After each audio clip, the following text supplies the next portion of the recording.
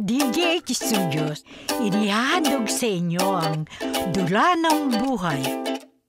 Sa paglalakbay, nag-iipon ka ng mga alaala at tinutuklas ang saysay ng kaloong na tibok ng puso't hininga. Tayo mismo, ikaw, ako.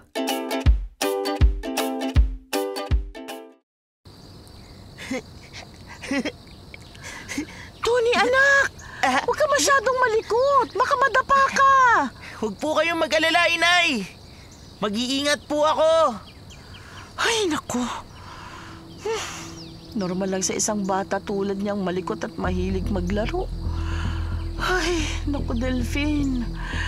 Kung nabubuhay ka lang sana. May katuwang ako sa pagpapalaki kay Tony. Aray! Ay, Tony! Naku, Tony, anak ko! Sinasabi ko na eh. Ay, naku. Ang pagsigaw ng aray ng anak, ang katumbas noon ay kirot sa puso ng isang ina. Pakinggan ang ating kasaysayan na pinamagatang Asawa ba o ina sa puso ng anak?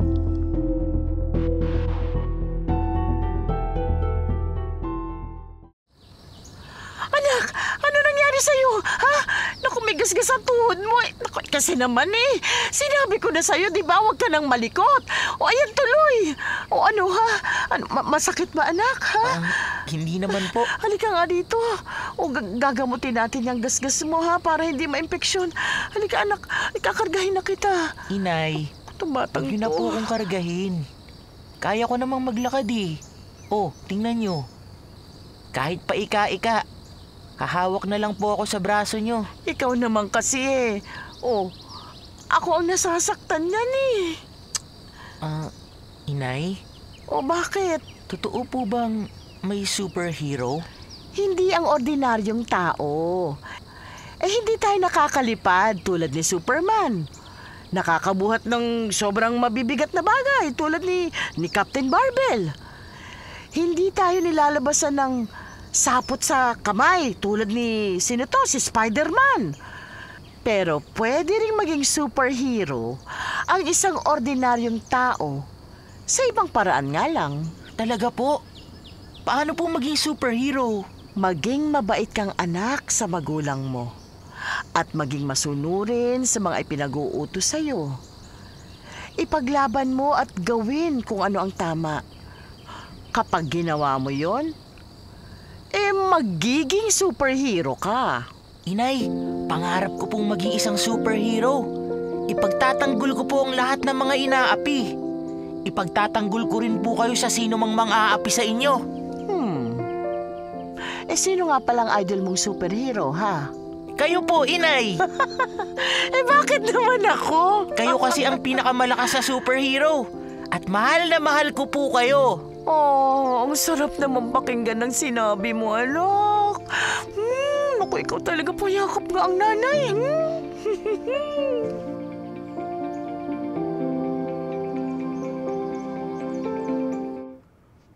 Cecil! Cecil! Lumabas ka na yan! Cecil! Cecil! Ay, Mang Percy.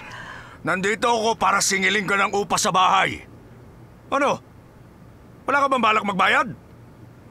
Ilang buwan na ang utang mo sa akin, Cecil, ah? Naku, pasensya na po, Mang Percy. Mahina lang po kasi yung kita ko sa paglulumpia ngayon. Pero magbabayad naman po ako sa inyo. Kaso ang tanong, kailan? Ha?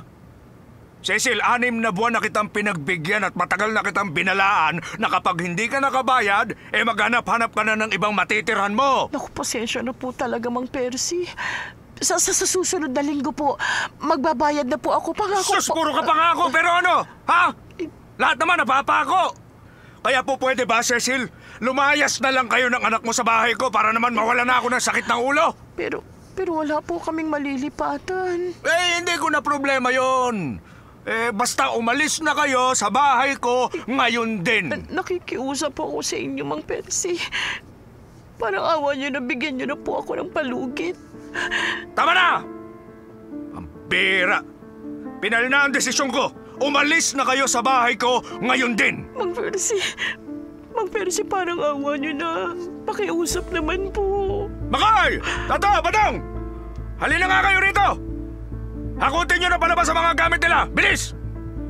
Sige po, Mang Percy. Papunta na po. Awa na po kayo sa amin.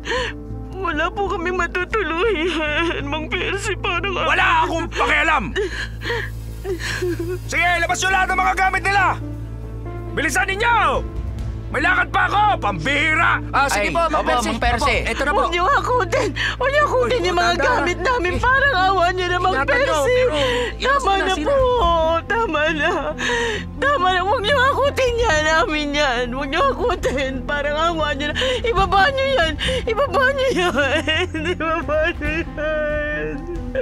Mang Percy, parang awa niyo na.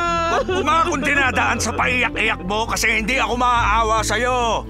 Ha? Basta pagbalik ko, dapat hindi ko na makikita pa ang hilatsa ng mga mukha ninyo dahil kung hindi, ipakakaladkad ko kayo sa mga barangay tanod. Naintindihan mo? Inay, ano pong nangyayari? Bakit po nilalabas nila yung mga gamit natin?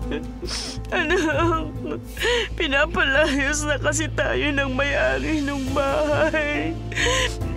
Matagal na kasi tayo hindi nakakabayad ng upa. Inay, paano na po tayo niyan? Saan na po tayo titira? Hindi ko alam, anak. Hindi ko po alam. Inay, huwag na po kayong umiyak. Tony! Kapag lumaki na po ako, pagtatanggol po kayo. Hindi na po tayo maaapi. Makakabili rin po tayo ng sarili nating bahay. Pangako, Inay. Salat man sa kayamanan, napunta naman kay Cecil ang walang katulad na ligaya sa pagkakaroon ng pinakamahalagang tao sa buhay niya, ang kanyang anak na si Tony.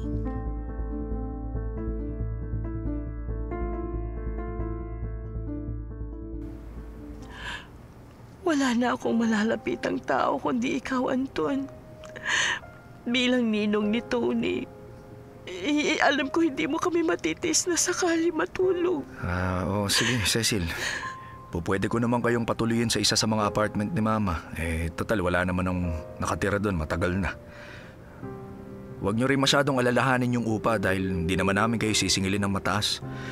Tsaka, magbayad lang kayo kung meron lang kayong pambayad. Okay? Kung wala, maintindihan ko naman yun. Salamat na ko, Anton. Hulog ka ng langit sa amin. Mabuti na lang at naisipan mong lumapit sa amin at sa amin humingi ng tulong. Yay! May bahay na tayo matitirahan, Inay! Oo nga pala. May trabaho ka na ba, Cecil? Wala. Nagtitinda lang ako ng turon at banana cue sa palengke. Interesado ka ba magtrabaho bilang cook sa kainan namin ni Mama sa palengke? Oo naman. Interesado ako. Ayun, sakto. Sige, Cecil, bukas pwede ka na magsimula agad. Huwag ka rin mag-alala sa pasweldo dahil sapat ang ibibigay namin sa'yo. Salamat ulit, Anton. Salamat.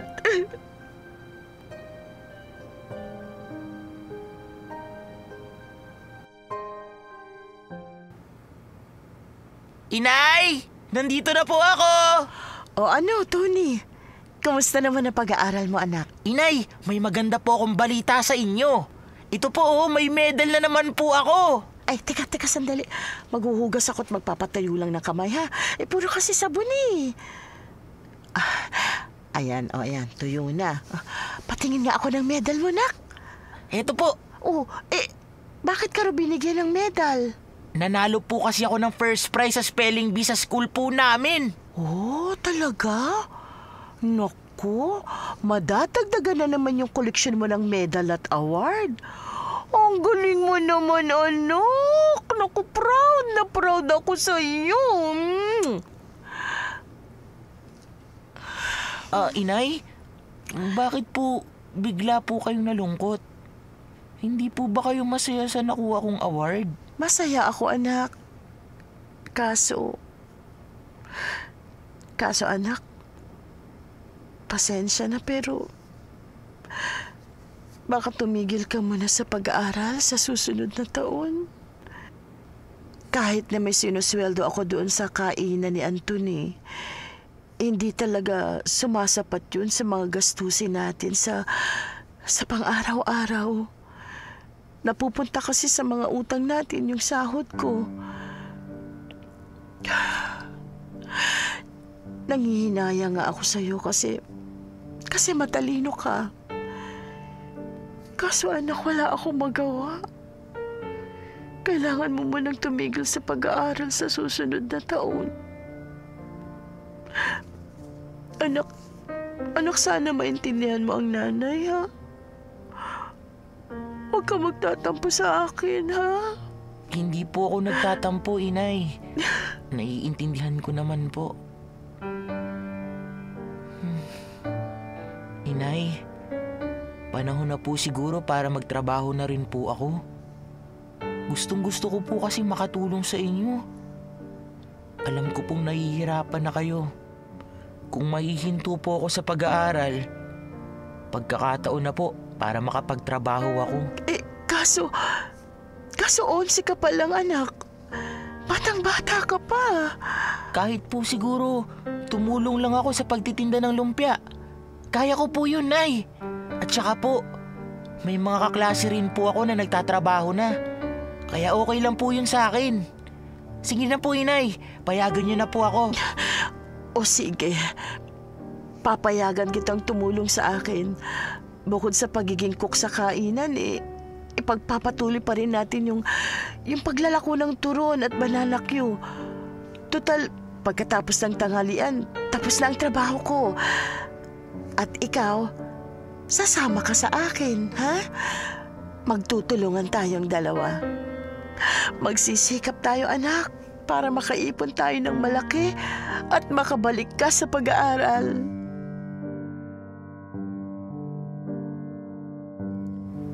Gaano mang kahirap, sinisiguro talaga ng isang ina na mabigyan niya ng magandang buhay ang kanyang anak.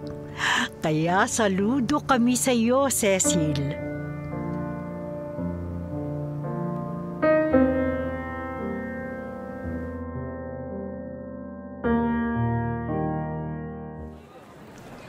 Turan! Banana Q! Bili na kayo! Turan! Banana Q! Bili na kayo! Bili na po kayo ng turon at banana kayo! Bagong luto po! Bili na po kayo! Inay, kanina pa po tayo naglalakad pero wala pa tayong benta. Konting tiis lang, anak. Makakabenta rin tayo. Ha? Naku, kawawa naman ang anak ko. Pawis ka na, oh. Ito yung bimpo. Gamitin mo na. Punasan mo yung pawis mo. Ayan, yan sa noo at sa liig, ha? Ito pa, ayan. Halika na, tara na. Tara na. Magpahinga muna tayo dun sa lilim. Ay, ano anak, pagod ka na ba? Medyo po. Magpahinga muna tayo dito ng mga ilang minuto lang. Kayo po, Inay. Hindi po ba kayo napapagod? Nagtrabaho na po kayo kanina kina Mang Anton. Tapos kayo pang nagluto nitong banana kayo at turon. Pagod na rin ako, anak. Pero kaya ko ito. Ano yung tinitingnan mo, anak? Puti pa sila. Nag-aaral. Sana makabalik na rin ako sa eskwelahan. Pero ayos lang. Mas masaya naman po itong ginagawa ko ngayon, Inay? Bakit po kayo umiiyak? Pasensya na po, Inay. Kung nasabi ko pa yun. Naiintindihan kita, anak. Hindi mo maiiwasang mainggit sa kanila kasi nga namimiss mo nang pumasok sa eskwela para mag-aral. Anak, sa totoo lang, nakukonsensya na ako. Kasalanan ko. Kulang ako sa pagtitiwala sa sarili. Hindi mo mayaalis sa akin na manliit sa sarili ko kasi mababa lang ang narating ko. Tony, anak, patawarin mo sana ako kung hindi ko na ibibigay sa iyo ang lahat ng pangangailangan mo. Patawarin mo ako kasi marami akong pagkukulang sa iyo. Hindi bale, anak. Hindi bale.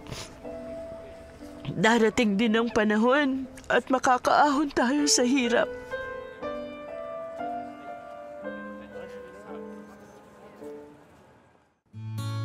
Tony, anak. Uy, gumising ka na. Umaga na. Inay? Halika na, kakain na tayo. At may sorpresa pa ako sa'yo, ha? Kaya bumangon ka na dyan. Halika na, anak. Talaga po? Sige po, babangon na po ako.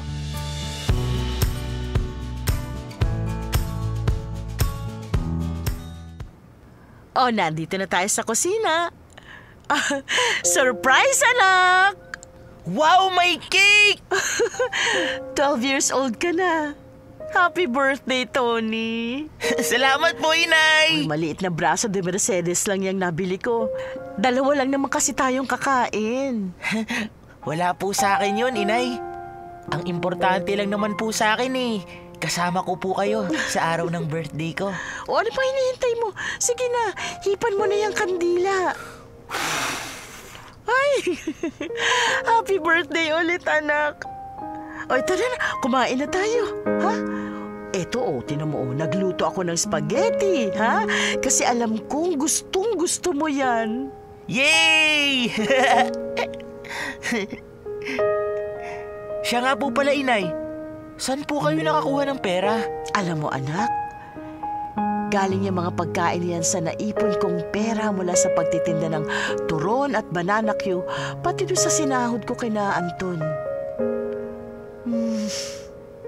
Sa totoo lang, malaki na rin ang naiipon ko, kaya sa susunod na taon, maaari ka nang makabalik sa pag-aaral. Talaga po, Inay? Basta para sa'yo, anak.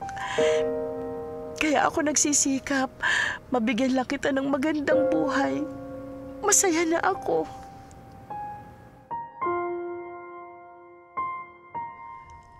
Bilang single mom, hindi kailanman nakalimot si Cecil sa kanyang obligasyon na labis na ina-appreciate naman ng batang si Tony.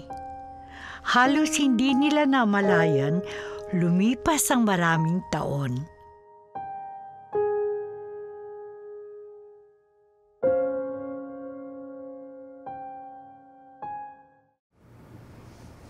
Tita Cecil! Oh, nandiyan ka na pala, Nita. Kumusta na po ang pakiramdam nyo? Medyo maayos na. Ay, nga pala si Tony. Dumating na ba siya? Hindi pa po, tita. Pero parating na po yun galing ng eskwelahan. Tita, magpalakas po kayo para naman gumaling na kaagad kayo. Si Tony po sobra nang nag-aalala sa inyo. Kagabi nga po, hindi po siya natulog para po bantayan kayo. Ganun ba? Inay! Tita, nandito na po si Tony. Tony! Nandito ako sa kwarto ni tita! Mano po? Kaawang ka ng Diyos, anak. Inay, nagugutom na po ba kayo? Kasi may binili po akong lugaw para sa inyo. O sige, anak. Nagugutom na nga ako. Ate Nita, ako na po ang magpapakain kay Inay. Makikisuyo na lang po ako. Pakikuha na lang po yung mangkok at kutsara. Sige, Tony. Salamat, Ate Nita. Inay, kamusta na po kayo? Bumubuti na ang lagay ko. Mabisa kasi yung gamot na pinainom sa akin ni Nita. Mabuti naman po kung ganon. O ikaw, kumusta naman ang pag-aaral mo? Ito po. Nagko-concentrate na po ako mabuti. Kasi final exam na po namin next week. Inay, magpagaling po kayo, ha? Kailangan po kasi magaling na kayo kapag graduation ko. Inay, candidate nga po pala ako bilang valedictorian. Naniniwala ako sa'yo, anak. Kaya mong maging valedictorian kasi matalino ka. Magtatagumpay ka, anak. Salamat po, Inay. Alam niyo po, Inay, masarap po yung lugaw dun sa binilan ko malapit sa eskwelahan namin. Kaya nga po, bumili rin po ako para sa inyo. Alam ko po, nagugutom na po kayo. Tama ka. Medyo nagugutom na nga ako. Eto po, Inay, susubuan ko na po kayo. Inay, kailangan niyo pong magpalakas kaagad. Kaya nga po, puro masusustansyang pagkain ang ipapakain ko po sa inyo. Kapag nakuha ko na po yung sahod ko sa pagsa-sideline bilang tagabuhat ng mga sako ng gulay sa palengke. Eto pa, Inay, O ano, masarap po ba? Oo, anak. Kailangan po, maubos niyo po ito, ha? Anak, ano bang kukunin mong kurso sa kolehiyo? Inay? Natatandaan niyo po ba yung sinabi ko sa inyo na pangarap ko na maging isang superhero? Oo, natatandaan ko. Siguro nga po, maaaring hindi ako maging isang superhero na may superpowers. Pero alam niyo po ba na ang mga superhero naglilingkod at nagtatanggol ng mga tao? Gusto ko pong maglingkod sa bayan, Inay. Ha? Gusto mong maging sundalo tulad ng tatay mo? Opo, Inay. Ano, papayagan niyo po ba akong magsundalo? Anak, kasi kapag nagsundalo ka, baka matulad ka sa tatay mo. Natatakot ako para sa kaligtasan mo.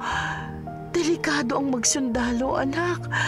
Pwede kang masugatan, pwede kang mabaldado, pwede kang mamatay. Masasayang lang ang buhay mo. Inay, hindi po masasayang ang buhay ko. Kung mamamatay po ako bilang sundalo, ikararangal ko po yun. Kasi pinaglaban ko po kung ano ang tama. Inay, simula po nang mamatay si Itay siya na po ang inidolo ko. Siya po ang ginawa kong huwaran sa matibay niyang paninindigan sa katarungan. Inay, panahon na po para ipagpatuloy ko ang nasimulan ni Itay. Gusto ko pong maging katulad niya.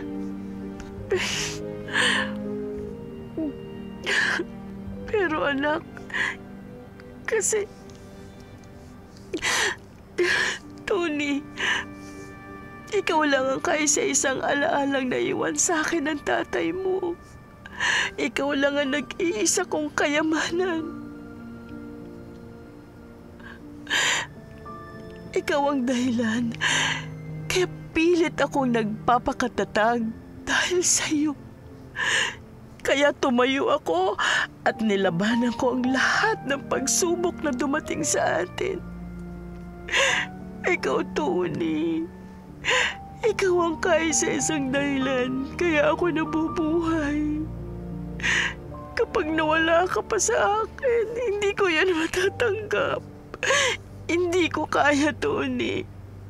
Kinuha na sa akin ng tatay mo. Ayokong pati ikaw ay mawala sa akin. Inay. Sana naman maintindihan mo ako. Tony, ayokong mapahamak ka.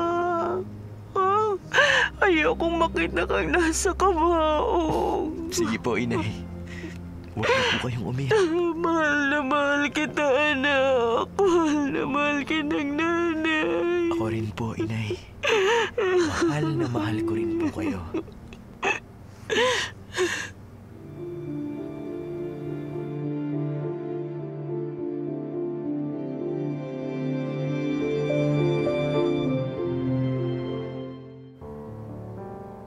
Happy birthday po, Inay! Happy birthday, tita! Hipan niyo na po yung mga kandila! Pero mag-wish po muna kayo. O sige. Ayan, nakapag-wish na ako. Yan! Hipan niyo na po yung kandila! Sige. Yay! Tony, Nita, salamat ha. Masaya ako ngayong birthday ko kasi kasama ko kayo. Inay, ito po pala yung regalo ko sa inyo. Sana po magustuhan nyo. Ay, bubuksan ko na. Ay! Aba, yung kwintas na binigay sa akin ng tatay mo. Tinubos ko po yan mula sa pawn shop. Alam ko po kasing may sentimental value yan sa inyo. Binigay po kasi yan sa inyo ni Itay nung napangasawa niya kayo. At saka inay, hindi pa po dyan natatapos ang lahat. Meron pa po akong regalo sa inyo. Ang laki naman nito. Teka, picture frame ba ito? Buksan nyo na lang po, inay. Sige, bubuksan ko na. Ang ganda! Tony, anak, ang ganda naman ito. Picture sketch po nating dalawa yan, inay. Pinadrawing ko at pinaframe ko po yan kay Kiko. Ano po, inay? Nagustuhan niyo po ba? Oo, anak. Ang ganda. Nagustuhan ko. Alam niyo po, nay, pinaguhit ko pa po na magkasama tayong dalawa. Kasi gusto ko pong ipakita sa inyo na magkasama tayo forever. Inay, hindi ba madalas niyo po akong tanungin kung mag-aasawa po ba ako o hindi? Inay, ang sagot ko po hindi na po ako mag-aasawa. Sapat na po na kayo po ang kasama ko habang nabubuhay po ako. Kayo lang po ang kaisa-isang babae sa puso ko. At kahit sino, hindi nila kayo mapapantayan sa puso ko. Pero anak, may sarili ka ding buhay. Darating ang panahon at mawawala rin ako. Ayaw ko namang maiwan kang nag-iisa. Mahirap yun. Kaya kailangan mo rin talagang magkapamilya. Tama po kayo. Pero sa ngayon po wala pa po sa isip ko yan, Nay. Darating din po ako riyan. Pero hindi pa po siguro sa ngayon. Nga po pala, Nay. May sasabihin po pala ako sa inyo. Tungkol po sa muli kong pag-aaral sa kolehiyo. O bakit, anak? May tutulong na po sa akin para makapasok ako sa Philippine Military Academy. Yung tatay po ng kaklase ko nung high school. Nangako po siyang babakapan niya ako kung sakaling makapasa ako sa entrance exam. Anak, gusto mo bang magsundalo? Okay lang din naman po kung ayaw niyo. Hindi, anak. Kung gusto mong magsundalo, sige, papayagan kita. Totoo po ba yan, Nay? Anak, matagal ko nang pinag-isipan ito. Napagtanto ko na hindi ko dapat pigilan ang kaligayahan mo. Gusto kong makita kang masaya at matagumpay.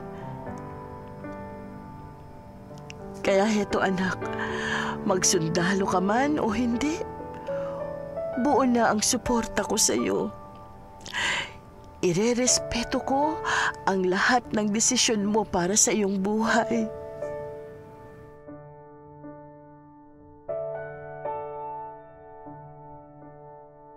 Kinakabahan si Cecil at nag-aalinlangan sa pagpasok ni Tony sa pagsusundalo. Pero nirespeto niya ang desisyon ng kanyang anak.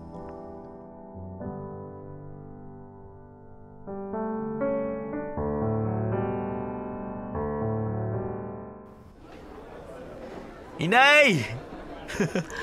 Anak, binabati kita. Ako rin, Tony. Binabati kita dahil naging class valedictorian ka. Nagpapasalamat po ako sa inyo sa suporta niyo sa akin. Kung hindi dahil po doon, hindi mangyayari to. Ay, siya nga pala, Tony. Saan kanila ididestino pagkatapos nito?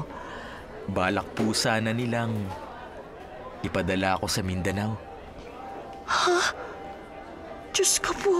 Huwag po kayong mag-alala. Iingatan ko po ang sarili ko. At saka, sanay na po akong lumaban. Nay, ang kailangan ko lang po panalangin nyo. Na sana, gabayan ako ng Diyos sa bawat misyon namin. Tony, hindi ako makakalimot na ipagdasal kita. Ipagdarasal kita palagi sa Diyos.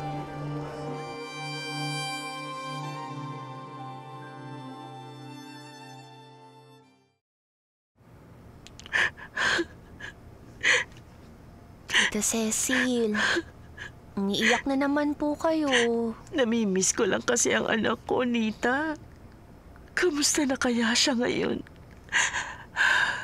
Kailan kaya siya uuwi? Tita, alam kong nasa mabuting lagay si Tony. Magaling yun sa pakikipaglaban. At saka, hindi siya pababayaan ng Diyos. 4 na buwan rin siyang wala. Kaya hindi ko maiwasang mangulila sa anak ko. Pero tumatawag naman po siya palagi sa inyo. Hindi sapat yun, Nita. Nasanay na kasi ako na palagi kong kasama ang anak ko. Tita, nagre-ring ang cellphone niyo. Baka po si Tony na yan. Hello? Anak? Hello, Inay. Kumusta na po kayo? Oh, eto, namimiss ka. Huwag na po kayong mag-alala sa akin. Pauwi na ako sa susunod na linggo. Ay, naku. Magkakasama na po ulit tayo, Inay.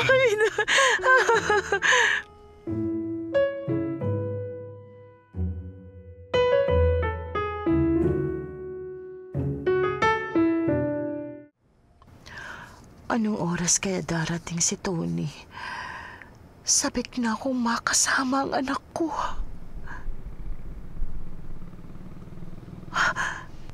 Aba, may palapit na tricycle. Si Tony na siguro ito. Halika, tulungan na kitang bumaba. Salamat. Oh, ayun si Inay! Nay! Tony! Anak ko! Ay, naku, anak ko, kumusta ka na, ano? Ayos lang po ako. Kayo po? Ito. Masaya dahil nakauwi ka na rin sa wakas. Magandang gabi po. Tony, anak, sino siya? Nay, ipinakikilala ko po pala sa inyo si Nerissa. Siya po ang asawa ko. Ano? Nawala ka lang ng 4 na buwan? Nag-asawa ka na agad? Mabilis po kasi ang mga pangyayari, Inay. Nabuntis ko po si Nerissa. Kaya 2 buwan na po yung dinadala niya ngayon. At kailangan ko po siyang panagutan. Nag-civil wedding na po kami bago kami umuwi rito. Kahit na anak.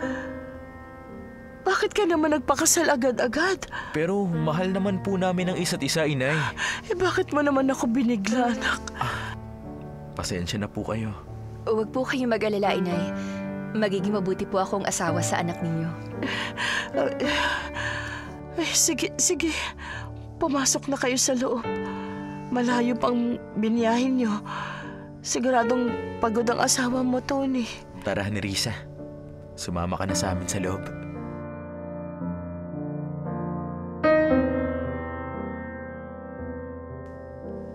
Anak, eto na yung mga damit mo. Tiniklop ko ng maayos yan. Inay, salamat po Tony, anak. Mamimiss kita. Oh, Inay.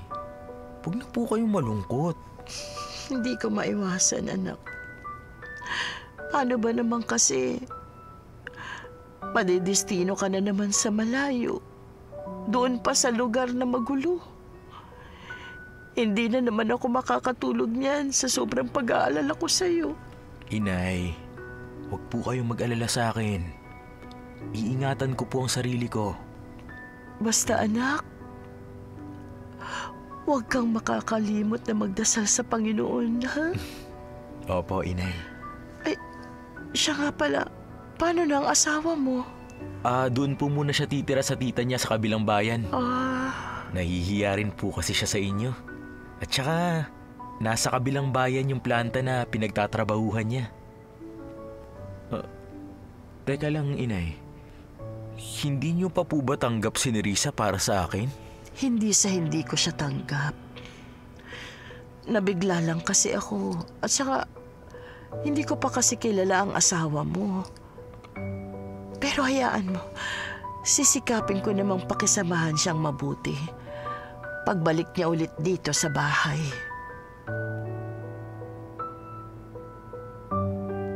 Nakaramdam ng lungkot si Cecil dahil si Tony lamang ang siyang lahat sa kanyang buhay.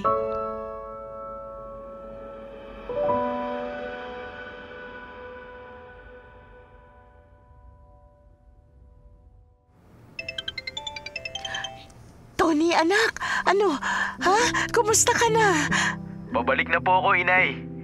Kailangan nandyan na ako para sa second wedding anniversary namin ni Nerissa. Nga pala, Nay. May sasabihin pa po pala ako sa inyo. Isa po pala ako sa mabibiyayaan ng pabahay ng gobyerno. Kaso nga lang, Inay, sa kabilang probinsya po yun eh. Gusto po sana ni Nerissa na doon kami tumira para malapit sa trabaho niya. Naku, ayos naman yun sa akin. Kung gusto niyo po, Inay, sumama na po kayo sa amin. Baka naman makasagapa lang ako sa inyong mag-asawa. Hindi, Inay. Basta, ako po ang bahala sa inyo.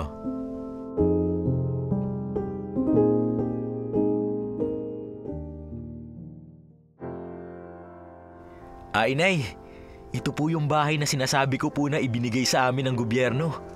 Ano pong masasabi niyo? Maganda, anak. Maganda. Hindi lang naman po sa amin ni Nerissa ang bahay na to, kundi pati na rin sa inyo. Inay, makakasama niyo na po ulit ako. Tony, payag ba naman ang asawa mo na dito ako titira? Nasabi ko na po sa kanya. At pumayag naman po si Nerissa. Sigurado ka? Alam ko pong naiilang pa rin po kayo kay Nerissa hanggang ngayon. Pero mabait po siya. Alam ko pong magkakasundo rin kayong dalawa. Sana lang talaga, anak. Siya nga pala. Nasaan na yung asawa mo? Nasa kusina po. Nagluluto ng hapunan. Ganun ba? Ang apo ko, nasaan na? Nasa kwarto po namin. Ayun, natutulog pa po. Halika, samahan mo ko, Tony, sa apo ko. Gusto ko siyang makita. Sabik na akong mayakap siya.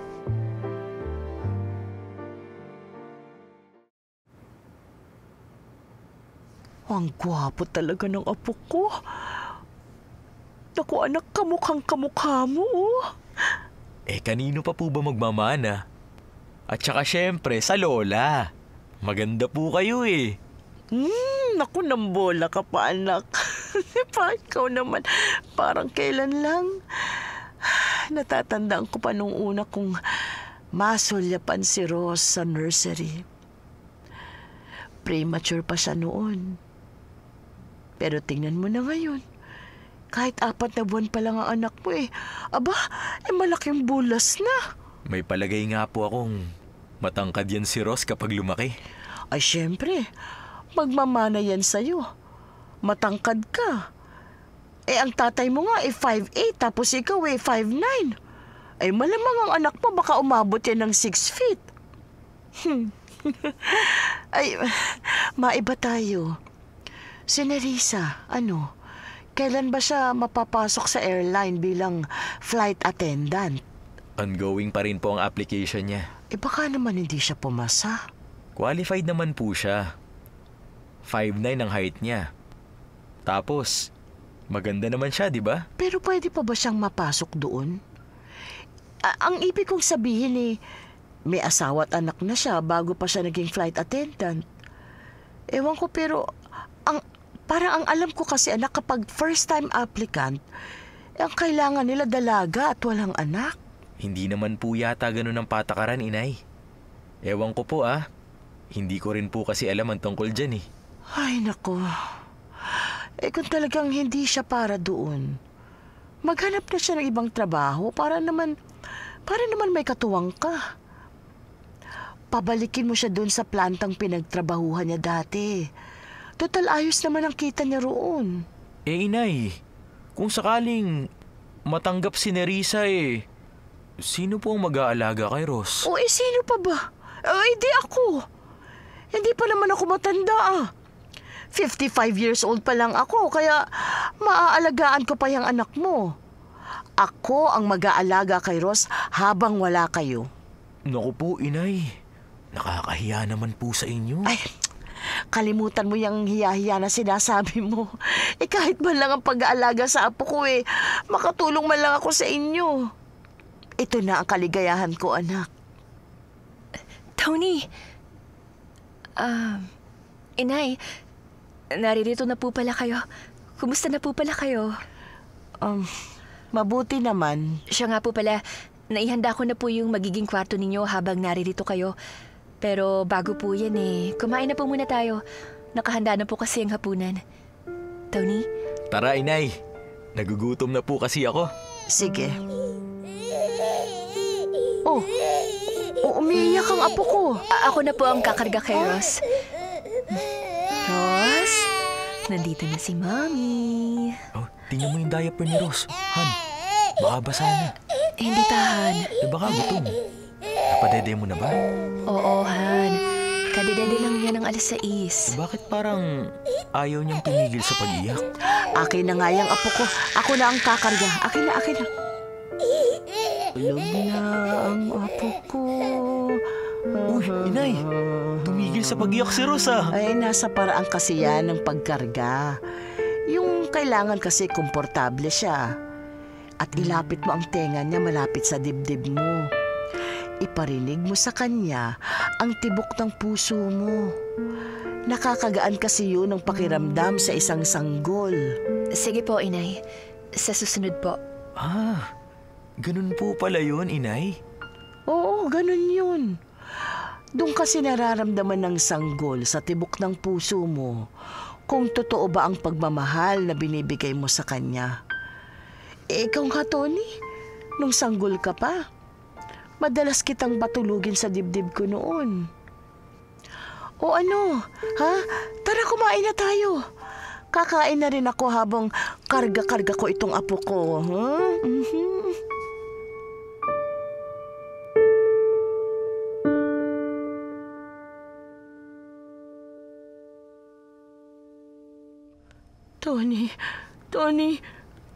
Tony, anak ko, wag mo ko iiwan, Tony. Tony! Inay. Tony! Inay. Gising po kayo. Tony! Inay, binabangungot po kayo. Nerissa sa Tony.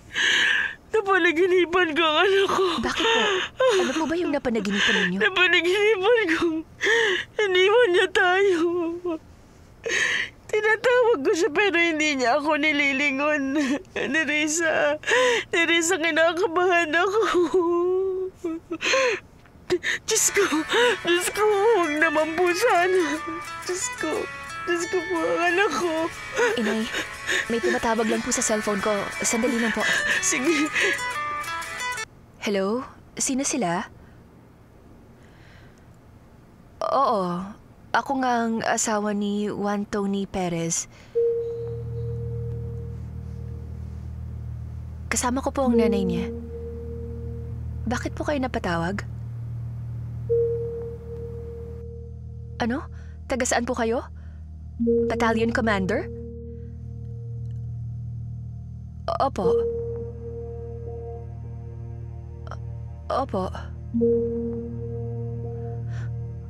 Ano po? Si Tony? Diyos ko po. Ang asawa ko. Nerissa, anong nangyari kay Tony? Nerissa, ano? Sigurado po talaga kayo na siya yun. Sige po. Ipaparating ko rin po to sa inay niya. Sige po. Salamat po. Nerissa, sinong tumawag? Anong nangyari kay Tony? Anong nangyari sa anak ko? Ha? Inay. Nerissa, ano ba sagutin mo ang tanong ko? Anong nangyari sa anak ko? Inay. Si Tony. Si Tony. Patay na po siya. Diyos ko. Hindi pwede. Hindi pwede. Nerissa, sabihin mo hindi totoo yan. Ambush na mga rebelde yung grupo ni Tony. Hindi. Niligtas ni Tony yung isang kasama Hindi totoo niya. yan. Inay. Hindi.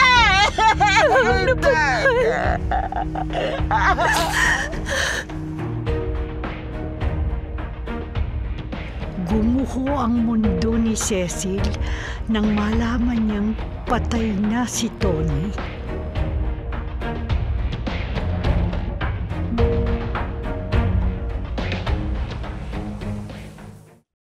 Be a letter sender. Gusto mo bang marinig ang kwento mo? Ipadala ito sa djhstudios@yahoo.com at hayaan niyong kami ang magbahagi nito sa Dula ng Buhay.